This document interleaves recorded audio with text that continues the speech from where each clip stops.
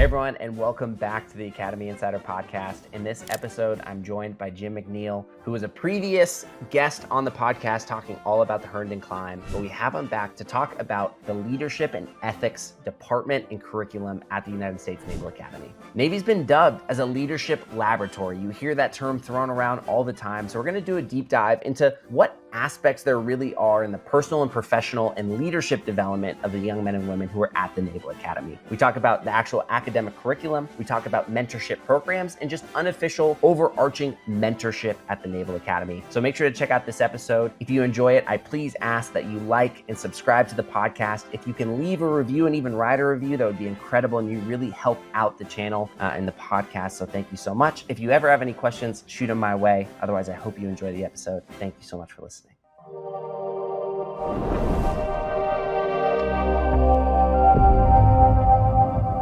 The Academy Insider Podcast is sponsored by the Vermeer Group, a residential real estate company that serves the United States Naval Academy community and other select clientele in both California and Texas. If I can ever answer a real estate related question for you or connect you with a trusted Academy affiliated agent in the market which you're in, please reach out to me directly at grant@thevermeergroup.com. You can also reach out to me on my LinkedIn page, Grant Vermeer, and I'd be happy to respond to you there. Thank you so much. And now let's get back to the episode. All right. Hey, everyone. Welcome back to the Academy Insider Podcast. Jim, thank you so much for coming back onto the podcast to join us again and share your insight and knowledge, this time all about the leadership and ethics component of the Naval Academy. So thank you so much. And if anyone is not familiar with you or hasn't listened to the first episode, do you mind just giving a brief introduction about who you are and what your relation is to the Naval Academy experience and journey at large? Yeah, absolutely. And super excited to be here. So I'm a 1986 Naval Academy grad. I was commissioned as a supply corps officer. I did 6 years active duty, 2 deployments, 2 different ships. And then I had a great job as the supply officer at SEAL Team 1 for 2 years, where I was basically a professional triathlete, I felt like, because we had to work out as much as we want, which was a great time. Transitioned into the reserve component and then did 25 years in the reserve component. In the interim, or while I was doing that, I had a wife and kids and a civilian job. My civilian job was I had an executive search business, so I did recruiting. My wife, after raising the kids, went back to school, became a middle school science teacher, and we had our kids very young. So when the last one left and we were empty nesters, she said, "Why am I a middle school teacher? I don't need to be off for the summer anymore. So I'm going to go get my PhD," which she did. And we ended up back. We lived in San Diego at the time, but we ended up back in Maryland, and she got a job at Towson University in Baltimore. So she's on kind of her second career at this point, and I'm kind of along for the ride, just semi-retired, kind of do whatever I want. And I was able to get on the coaching staff as a volunteer with Navy's sprint football program, which is lightweight football, 178-pound weight limit. So I've been doing that since 2018. And then since 2020, fall of 20, I've been an adjunct professor for the youngster ethics and leadership course. And I've also developed this organic mentoring business where I meet with midshipmen and go through various things that they want to talk about. So semi-retired, but probably busier than I've ever been. Busier than you ever been, because as you didn't bring up in your own bio is that you're also an author. Do you mind? And again, we talked about this in the Herndon episode. If you have not listened to the Herndon episode, I highly encourage to do it. We'll put a link to it in the notes here as well. But do you mind talking about the books that you've published and that you're planning to as well? Yeah, books. Thank you for a plural. So that's always the flex, right? When someone says, "Tell me about your book," and you say, "Which one?" Right? So which one?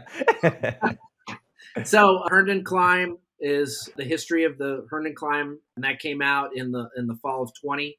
It is the only book out there that talks about and you can watch the podcast hopefully and kind of go through that discussion, but how the Herndon Climb came to be, some of the interesting stories, etc. One little tidbit from that, if I could, one of the chapters is about, chapter 11 is about Kristen Dickman, who passed away during finals week in her room and wore number 6. So the number 6 jersey they've always given it to somebody, a setter on the volleyball team, and it's always an incoming freshman, and then they wear it for 4 years.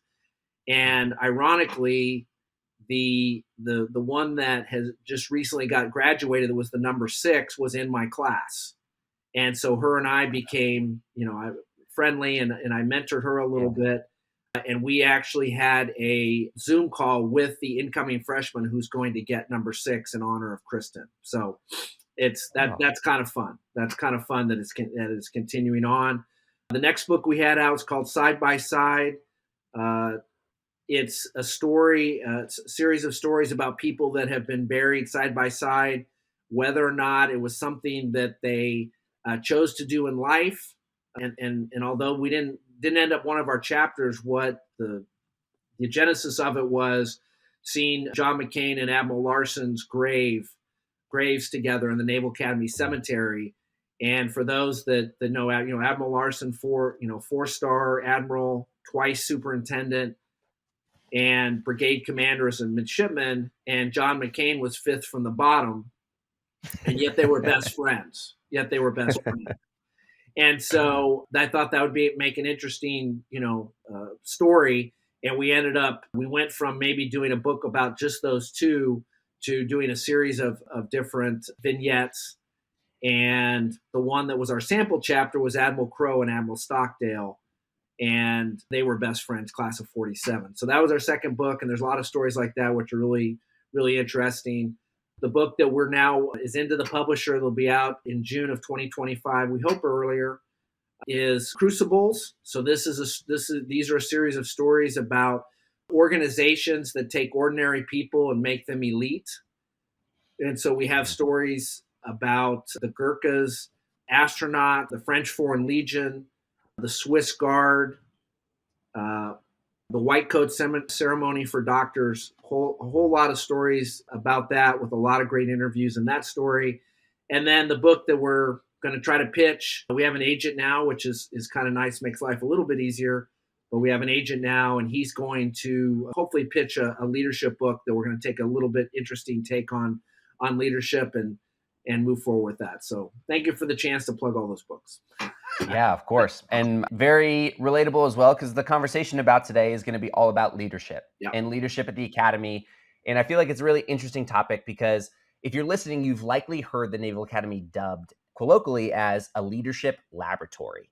And, there are a lot of factors that go into that, but kind of a main piece that I think is especially very different from other universities or institutions is that midshipmen do go through a leadership and ethics curriculum. So I just want to ask the question to you right now is, do you mind telling us a little bit about that leadership and ethics department, and then what the goal and mission of the classroom instruction is in the development of midshipmen? Yeah, absolutely. So the department is leadership, ethics, and law, and the midshipmen have a 4-year leadership curriculum. So the plebe leadership class, which is NL 110, is preparing to lead, and really it's kind of learning yourself. And so it's not necessarily followership, but it's about, hey, what are some things that what is your Myers-Briggs, for example? What is your style? How, what are some different things that, what are you about? And because as a plebe, you're really not leading anybody, right? You're following. But the whole point of it is to be ready as a youngster, as a sophomore, to be able to lead, because the way that it's structured, and I think when you were there as well, you have a squad, you have a fire team, which is led by a second class, a junior, and then you have a youngster, a sophomore, who's assigned usually one plebe, and that's their first taste of leadership. So the plebe leadership class is to get ready for that. The class that I teach as an adjunct is ethical and moral reasoning for the naval leader. And it's NE 203, so it's not NL, although I tell my students day one that this is a leadership class. This is not, everybody calls it ethics. Who do you have for ethics? But this is a leadership class. And it's a very unique, it's the only class at the Academy structured where we have, it's a 3-credit class, 3-hour class. And on Mondays, we'll put 2 or 3 sections together, and a real PhD will teach and go through the academic underpinnings of what we're talking about, Aristotle, Stoicism, whatever we're talking about. And then senior retired officers or officers that are on the yard will do that's the academic piece. What does it mean to you as a junior officer? How does this apply to you? What do you think about this? What do you think about that? So that's a class that I teach, and the academy made the decision to do that because in sophomore year, for example, Air Force. Well, let me back up a little bit. During the double E scandal in the mid '90s, Congress mandated that all the service academies had to do an ethics course. So the other service academies did it a little bit differently. Air Force, for example, their ethics class is senior year. Well, the academy said, well, first of all, we're not going to do it senior year because we have the commitment starts, at the beginning of their junior year, right? 2 for 7. Mm-hmm. And Yep. we want to talk about really difficult ethical decisions and moral decisions that these kids are going to have.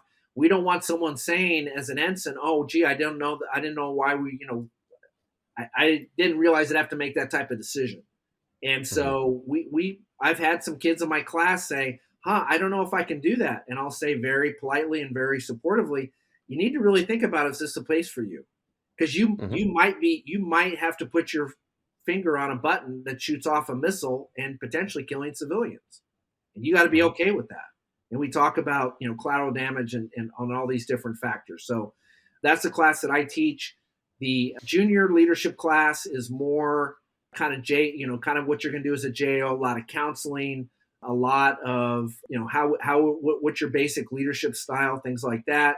And then the last class you take is law for the junior officer, and that's NL 400, and that's going over JAGMANs and CMJ and NJP and all that good stuff. So it's a very well-rounded curriculum.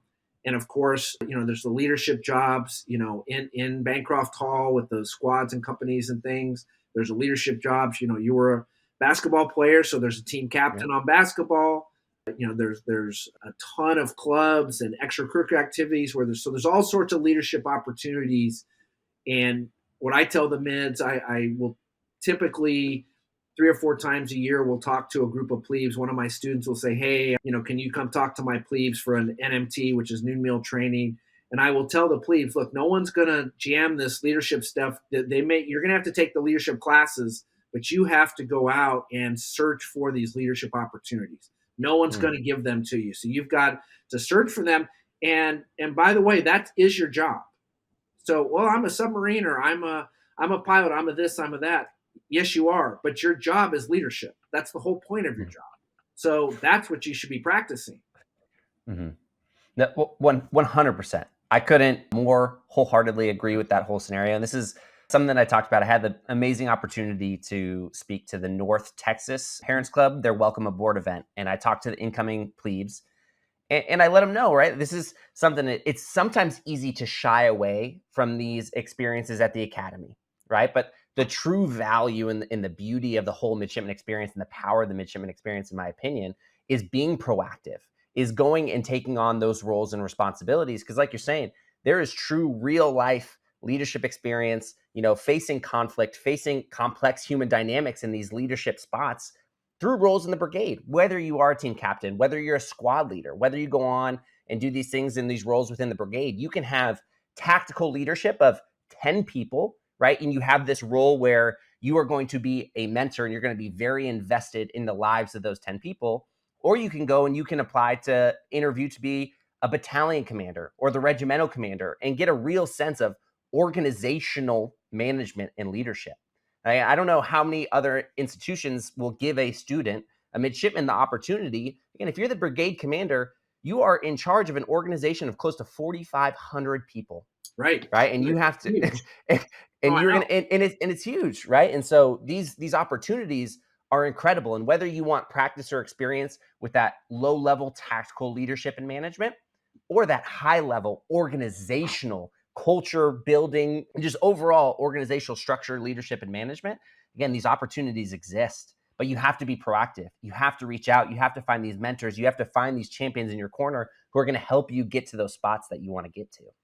And well, exactly. Yeah, and it's low risk. I mean, that's the other thing. It's very low risk, and this is the time to make the mistakes.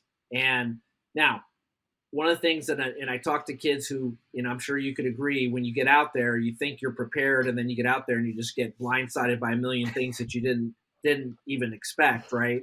But that's just kind of the nature of the beast. But as much as you can do to get ready, and I always say, I always pitch to the plebes or any group I talk to my students this and ask them a question, when does your career start? And I'll hear, oh, when you're born, or when you got I Day, or graduation, or keep going.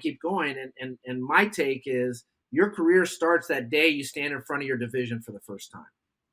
That's what it's all about. So so backing up from there, reverse engineering from there is what I'm doing now in support of being able to stand in front of my group and my division, whatever, platoon, and be the best officer I can be. 100%. And I love that. And a big piece of the Naval Academy and getting ready for that moment that you're talking about, that moment where you stand in front of your platoon for the first time or your division for the first time, and you're going to give that address, is the influence of mentors at the Academy. And so when we talk about leadership and ethics and just everything of the sort at the Naval Academy, obviously the educational curriculum is a piece of it. But in my opinion, kind of what separates the service academies from other opportunities is specifically this, which is the access to senior officers, to people who have real world Marine Corps and Navy leadership experience, who are ready and willing to invest into your life. And so I just want to turn it over to you to talk a little bit about what you're doing with mentorship and what you see the role of senior officers is in the mentorship of midshipmen. Yeah. So, well, there's a formal, and it's run by Captain Rick Rubel, who's really the person that started our curriculum, NE203. And he's put together a third-class character coaching program.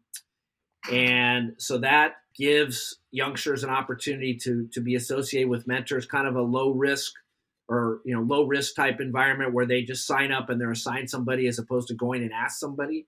I know that as I got more comfortable teaching, the last thing that I started saying on the last day of class was, hey, feel free to come to me if you need letters of recommendation, character statements for adjudications for whatever they do wrong. I've written a lot of those. I've stood next to them for act boards and honor boards. And so, but what I ended up doing is I will pick up a couple of kids who say, hey, do you mind if we start meeting? And really, I just listen. And I've been coaching football a long time. I've been coaching a long time. And I have I think my advantage is I know how to talk to kids. And I see some of my peers and they don't really know how to talk to kids. And so, and really it's mentorship. And this is kind of mentorship 101. It can never be about you. It's not about, hey, let me tell you about all the stuff I did, right? It's always about, hey, how can I be helpful? And I have some of the midshipmen want to talk about, we talk about their academic struggles. Some we talk about their personal stuff. Some we talk about their service selection. Some we talk about their sports teams. It's just whatever. But it's very few of them go aggressively trying to get several different mentors. And like I said, I just think it's because they're so busy and no one's really telling them. So I hope they watch this, of how important getting mentors is. And I always, in the old expression is, Tom Brady has a coach, right? So you don't get to the point. You don't get to the point where you're like, hey, I don't need a coach anymore. I made it. Everybody needs a coach. Everybody needs someone to bounce ideas off of. And I'm just happy that I have the opportunity to do that.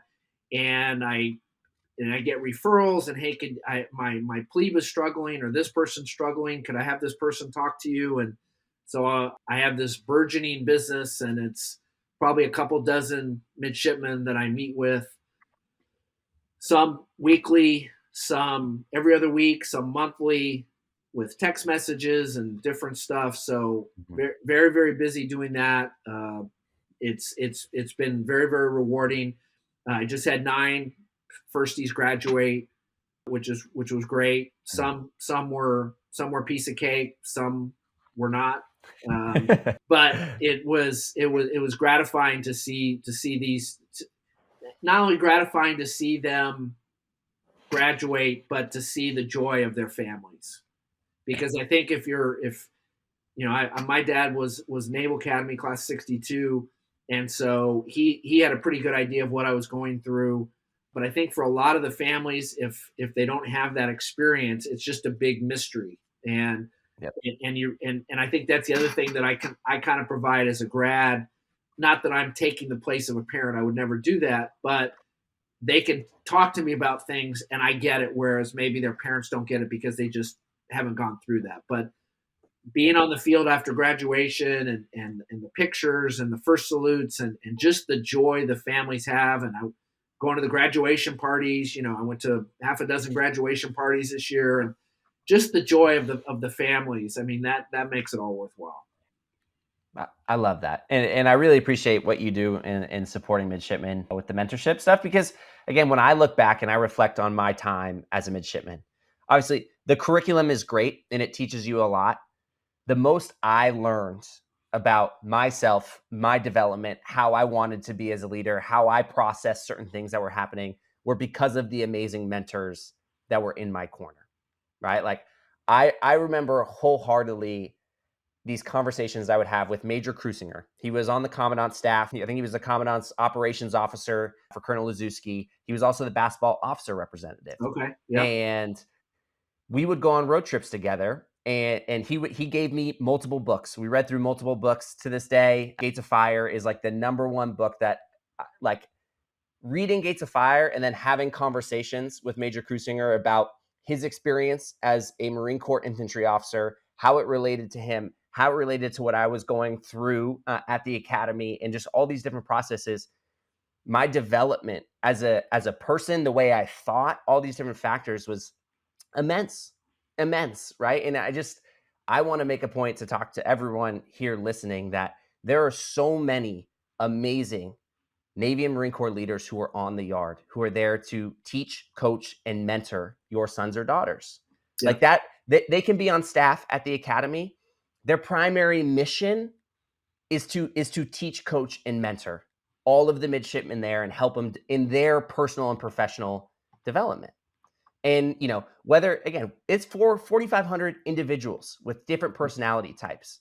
And what's amazing is that there are so many different also personality types on the yard that you will be able to find someone who can connect with you and speak to you in your own unique language that you understand, right? Whether you're an analytic person, you have that submariner brain, whether you're kind of a little bit more low key, you just have this pilot calmness to you, whether you're an operator and you have this stoic mindset and you want to be a SEAL, or whether you have that like polished and motivated, like really, grasp persona of a Marine. There are officers and senior enlisted mentors and senior enlisted leaders that are on the yard ready to be that for you, ready to be that teacher, coach, and mentor. And so it really is, it's special. And I just want to say thank you, because I remember the impact and influence that Commander Murnane and Lil Cruisinger had in my life, right? Without those two individuals, without those two men, like, I'm not who I am today, right? And so I just want to thank you as well for that impact you have on midshipmen going through the process as well, because I think it's what makes the Naval Academy so special. Well, it is, and you have, it's this kind of this journey. I know that everybody that graduates is kind of like, oh man, I'm done with that, and put it in the rearview mirror and all that. And then when you get a little bit of distance, you realize, man, that was a really special, that was a really special place, and the classmates and everything. And man, I didn't really understand this at the time, but now I really understood why they were doing this. And I think there's a tendency, and I guess I put myself as a 60-year-old, as an old grad, put myself in that box, who like to chirp from the sidelines. And that's fine. I mean, you can chirp from the sidelines and take shots and do whatever, but that's not helping things. So my take is, if you want to help, you can't help from the outside. You got to help from the inside. Mm-hmm. And there's an alumni mentoring program that's been going on for a long time. There's, like I said, volunteer opportunities. There's, working with the parents clubs, being a blue and gold officer. I mean, there are a ton of ways that you can give back. But just so, if you're not willing to do that, then back in my day when by the way, no midshipman ever wants to hear back when I was a plebe, this is how it was. They are not interested in that in any way, shape, or form. Now, I will talk to them about that. I'll tell them, and they'll kind of get scared about how it was. But to take the attitude of, well, it was harder in my day, and what are you complaining about? I mean, that'll be the shortest mentoring session in the history of mentoring sessions, right?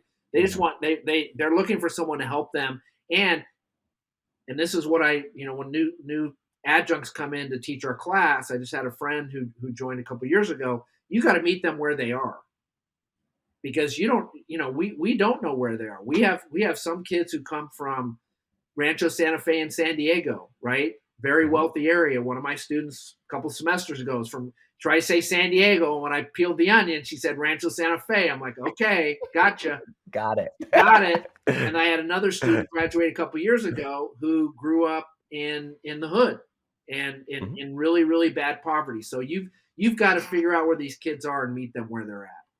But like you said, there are so many different mentors. And yeah, you can talk to different people and say, wow, I really like this person, I connected, or wow, I didn't really connect with this person, so I'm really not going to do it. But you're right, it isn't, and you made a really, really excellent point. It isn't just, everybody's the same. No matter what type of style you have or background or whatever, there's a mentor for you at the Naval Academy. 100%. And I love the point you're talking about of having to meet people where they're at. I was at this officiating camp. For anyone who doesn't know, my kind of life side quest is I'm a college basketball official. I'm a basketball junkie. I love it. I'm doing it. And this guy, Bob Delaney, an incredible old NBA referee, retired now and kind of gives back in teaching to the next wave of officials. He gave a conversation. He's like, we need to adjust and adapt as times changed. Obviously, this is in relation to basketball and how the game was officiated, but the parallel is here exactly that. He's like, hey, look, if you say, 40 years ago, I used to go to a phone booth to make phone calls, right? That's how I did it back then. If you took this today, 40 days or today from 40 years ago, and you walk around trying to make phone calls from a phone booth, you're not going to call anyone, right? You're not going to call anyone, right? And so you have to adjust and adapt with the times, and you have to adjust and adapt with the personalities and meet the people where they're at in order to effectively communicate and affect change. Yeah. Right. And so I really appreciate you bringing that up, because it's so important. Right. And I hope this can be a call to all alumni as well. As like, if you want to be that, like, invest, right? Pour into the experience and try and, make an impact and do give back and volunteer and invest, become a blue and gold officer, whatever the case is, because that's how we continue to mentor and mold and share our wisdom and experience through what's going on, and do it in a way that can relate and resonate with the young men and women who are going through it right now. It right now. Yeah, I heard it explained to me. Sorry to interrupt. I heard it explained to me time and treasure, right? So so hey, I donate my whatever to the academy. Okay, that's great, and the academy has unfunded things that they need money for to do various things, and that's great. But time and treasure, not one or the other. One or the other. Absolutely. I love it. And speaking of the midshipmen, the young men and women who are going through it right now, I do want to talk about some of the things that you're currently witnessing and experiencing in your role as a mentor. And so kind of the focus that I want to talk about is, as you're seeing young midshipmen come through, as you're talking about, like, you're seeing young midshipmen in their plebe years, in their youngster years, what are you seeing that is causing some midshipmen to excel in the midshipman experience and others to really struggle? And how have you tried to mentor and address that proactively in your role? No, good question. So, and I don't think this is certainly not unique to the Naval Academy midshipmen. I think that I don't think I know this Gen Z, which is this group now, struggles a lot with anxiety. And in the old days, so I will say back in my day a little bit here, back in my day, someone would say, hey, I'm worried about this, right? I'm worried about this event. I've got a big test coming up. I have this important interview. I have whatever. But Gen Z tends to just have this general sense of anxiety. And so one of the things that our course, I talked a little about stoicism. Stoicism is controlling what you can control. And so that, I think that's a really, really important thing. And that's one of the things I try to work with the midshipmen on, is really focusing on what you can control, because that's just life in general. Hmm. And oh, what if I get to what if I get to my ship and my CO is really mean? There's nothing you can do about that. There's no reason to worry about it. And that could happen. I Yeah. would say, we were talking about a little bit earlier, if people that stay in for a career, generally speaking, and I'll say in more, maybe a very high percentage, they stay in because they had such great JO tours, Hmm. where other just as qualified people didn't have great JO tours, and they said, why would I stick around? Right. So you don't have any Yeah. control over that. So you need to focus on what you control. But the thing that I have seen that allows midshipmen to deal with the slings and arrows of academy life, all the demands on their time, the academics, the physical, all the requirements, the military stuff. Oh, and oh, by the way, what's another factor? Social media, right? In the Oof. old day, in the old days, again back in the day, I knew my friends were going to UCLA and they're having a great time, but I would talk to them at Christmas and You the didn't see summer. it. I didn't see it. Yeah. Now the FOMO, fear of missing out, is really prevalent. But I will say there's a lot of variables of the midshipmen that I meet with, whether it's how old they are, prior enlisted, sex, race, sexual orientation, whatever it is, doesn't matter. The one thing that determines whether they're able to handle the slings and arrows of the academy is if they come from a strong family or not.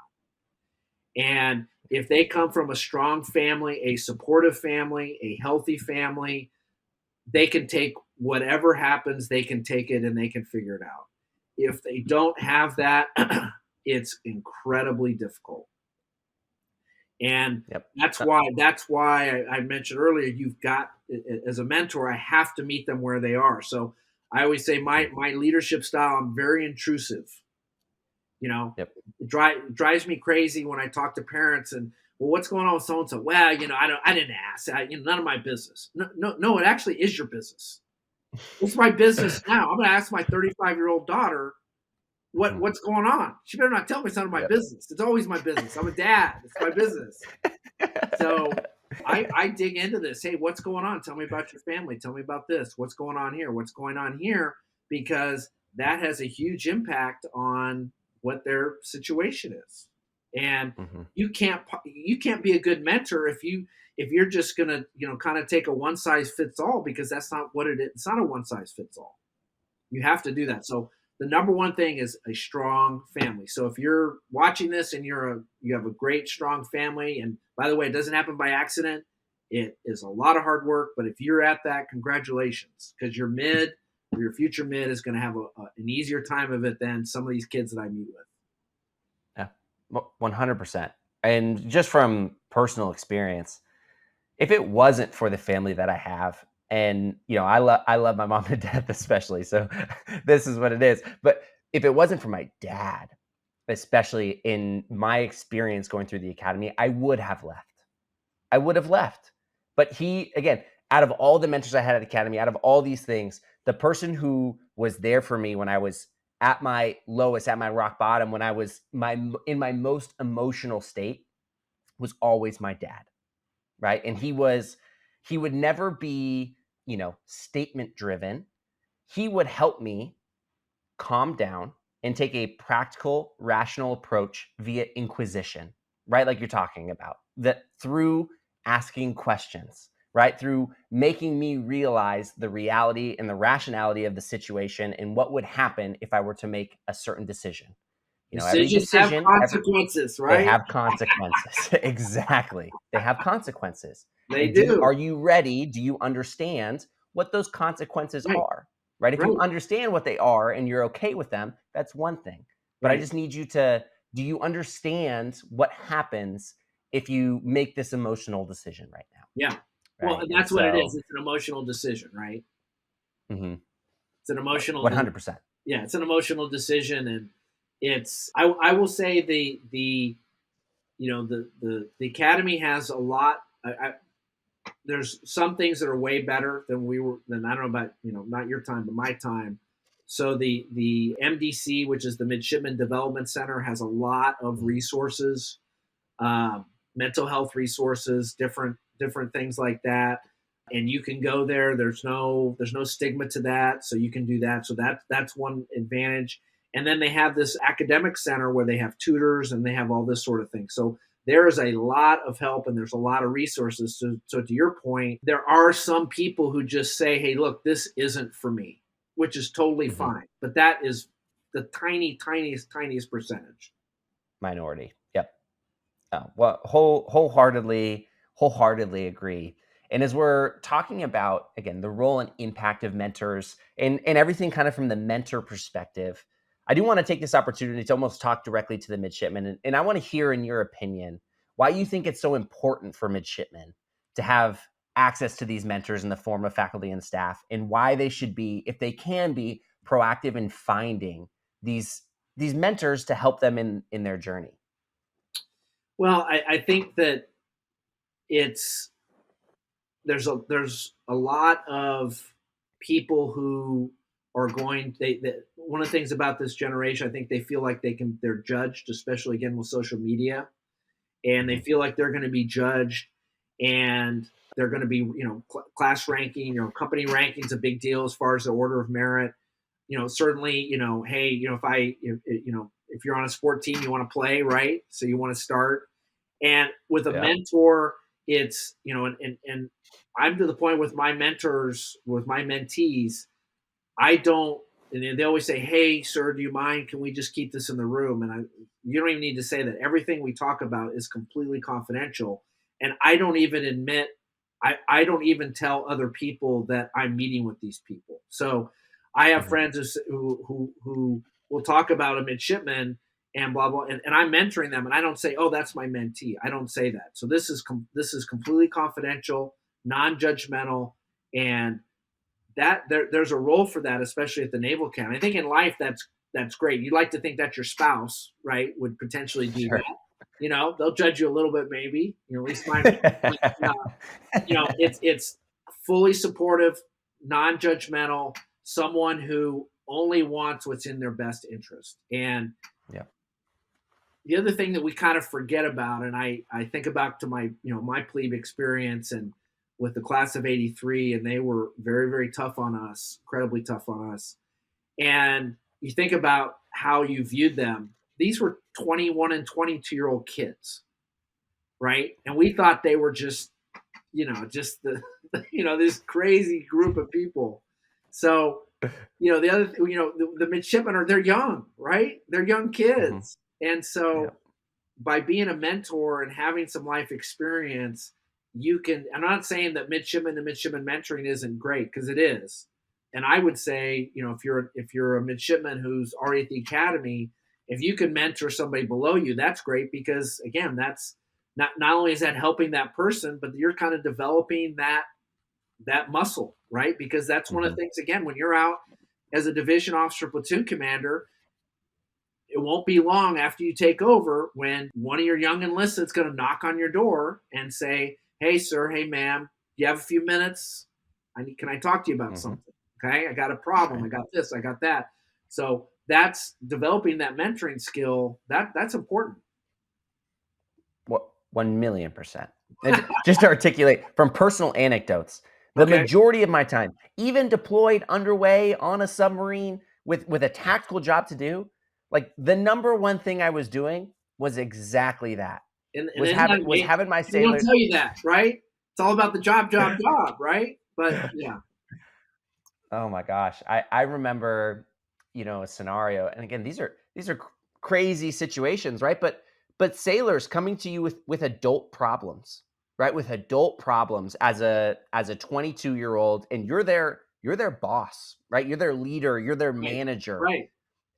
And so how are you going to approach those situations, right? How are you going to approach those situations? And that's why I think, again, we're saying having that mentor, having that ability to provide perspective and help you navigate these situations for the first time, right? Because the academy, by its nature, both academic, athletic, and military related, it's going to put you in hard situations.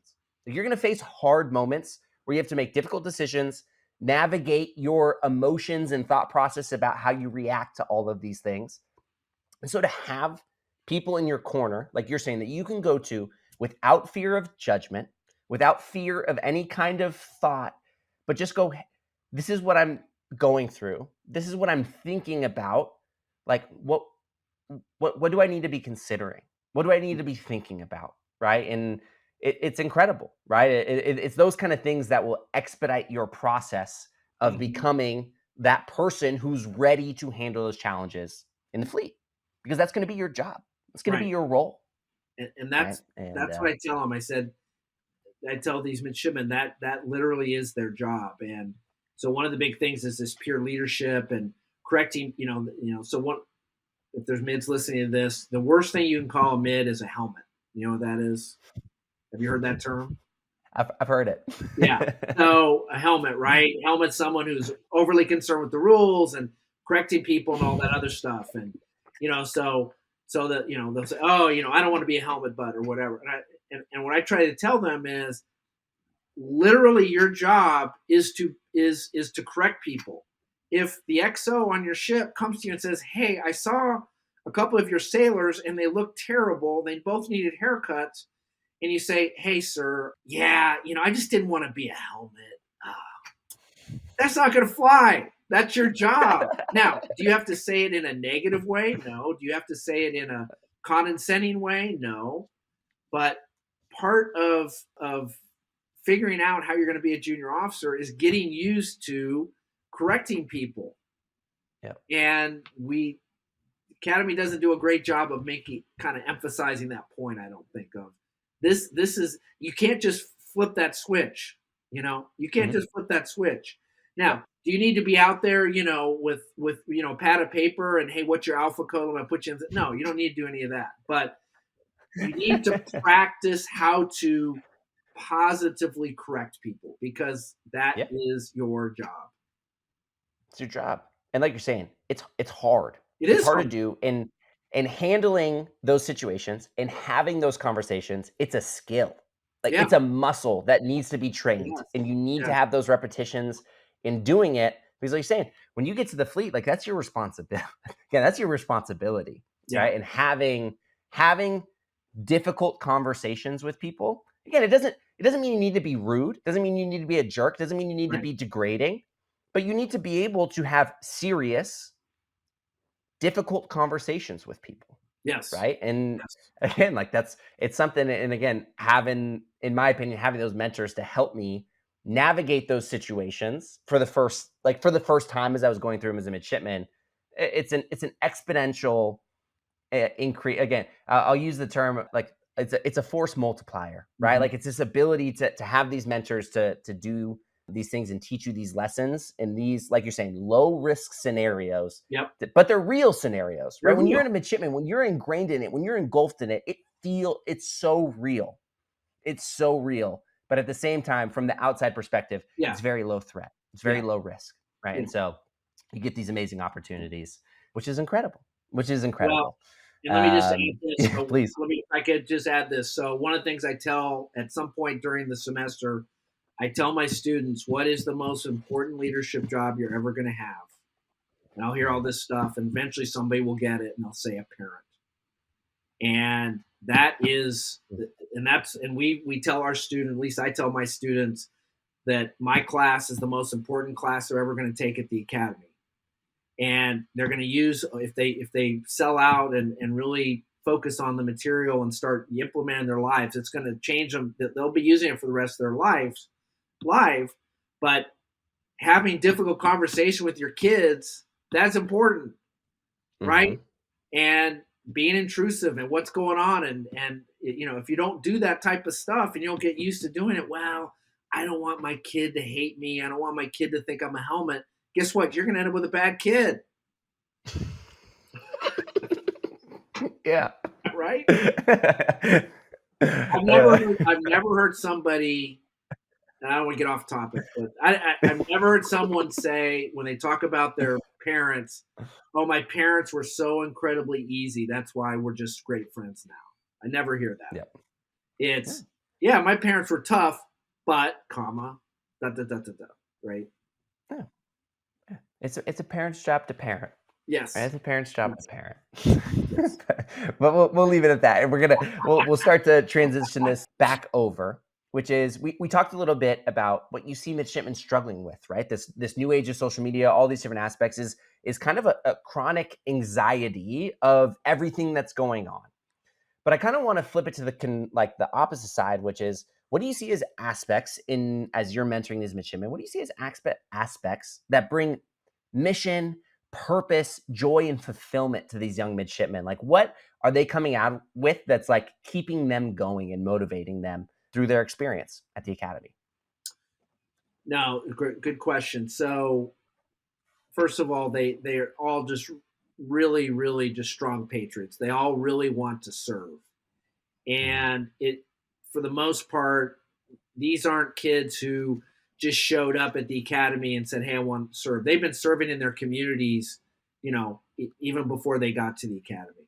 They really want to serve. They really want to give back. There's a thing called MGSP, which is a midshipman mentoring Mhm. group, right? So you have kids that give back to that. Um, Interest in their jobs. You'll say that, so back to anxiety. Uh, I have a lot of anxiety about, getting my first choice for service assignment. What do you want to do? I don't know. Everything would be great, but I'm really nervous if I don't get my first choice. So they're very, very interested in what's going, what the different communities. They're super excited about that. The other thing is, and this is something that wasn't in our day, there's so many opportunities for LRECs, which are things out of the Mm. country. I don't know what that stands for, learning something, but going to different countries, semester abroad, backpacking trips. One of our sponsor kids graduated a couple years ago. One of her summer training assignments was canoeing in Wisconsin with some Girl Scouts and just doing Yep. stuff like that. So when they say, "Hey, I want to," I'm a patriot, I want to serve. Yes, but they also live it also, and Yep. they're just really, really focused, determined kids, and that's what's so gratifying about it because it isn't trying to take unmotivated people and motivate them. As a coach, Mhm.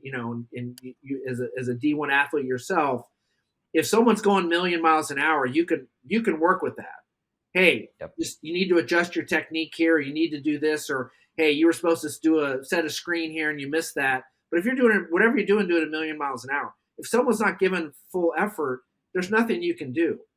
And these mids basically put forth 100% effort in everything that they do. So now sometimes it's not the right stuff, right? Or they're missing the mark, and that's where we can kind of push them in the right direction. But the motivation and the desire to serve and just be great members of the community, that's there for the vast majority. 100%. And I'm going to use this opportunity because I love the exact analogy you use, which is that was something Coach Ed DeChellis always told us. Right? He's like, you're a Division I basketball player. You've come to a part of an organization that is here to win. Right? We're here to do things well. Your effort. I'm not going to coach your effort. Mm-hmm. Right? Like that is a baseline thing that is a requirement for you being here. Right? Right, I will right. coach X's and O's. I'll teach you how to guard a back screen. I'll teach you how to guard a down screen. I'll teach you how to do all these things. We're going to work on the tactical aspects of a high level basketball team. Effort, that's a given. Like that's a Mm-hmm. guarantee. I will not coach effort. If you don't give 100% effort, you just won't be on the team. Right. Right? You just won't be on the Yeah. team. Yeah. And so I love that, it's a similar sentiment in the Brigade of Midshipmen, right? You have highly competent, highly successful, highly just impressive people who have a desire to be there, right? And that level of effort and investment into the experience makes it easy where then you can